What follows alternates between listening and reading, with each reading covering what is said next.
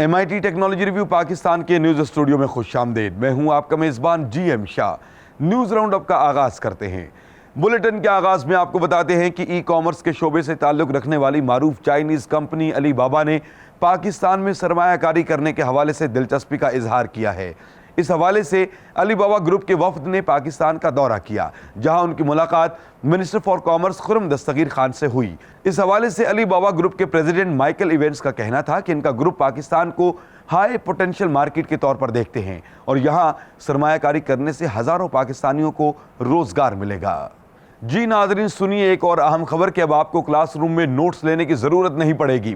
اس سلسلے میں ماہرین نے ایک ایسی ڈیوائس تیار کی ہے جو کلاس روم میں دیے گئے لیکچر کو ٹیکسٹ نوٹس میں تبدیل کر دیتی ہے۔ صرف یہی نہیں بلکہ یہ ریکارڈ کیے گئے ٹیکسٹ کو دوسری زبانوں میں بھی تبدیل کر کے دوسرے لوگوں کے ساتھ شیئر کرنے کی سہولت بھی فراہم کرتی ہے۔ اس ڈیوائس کو ٹائٹن کے نام سے منسوب کیا گیا ہے۔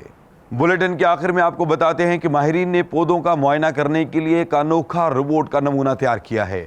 اس روبوٹ کو ٹارزن کا نام دیا گیا ہے، جو جھولتا بل کھاتا ہوا پودوں کی تصاویر اور ڈیٹا کسان کے کمپیوٹر پر منتقل کرتا ہے۔ صرف یہی نہیں بلکہ یہ ضرورت پڑنے پر پودوں کو پانی اور غذا بھی مہیا کرتا ہے۔ بتایا جا رہا ہے کہ یہ روبوٹ سولر انرجی سے چلے گا اور فی الحال ماہرین اس روبوٹ کو فیلڈ میں آزما رہے ہیں۔ اس کے ساتھ ہی MIT ٹیکنالوجی ریویو پاکستان کے نیوز اسٹوڈیو سے اپنے میزبان GM شاہ کو اجازت دیجیے۔ اللہ نگہبان۔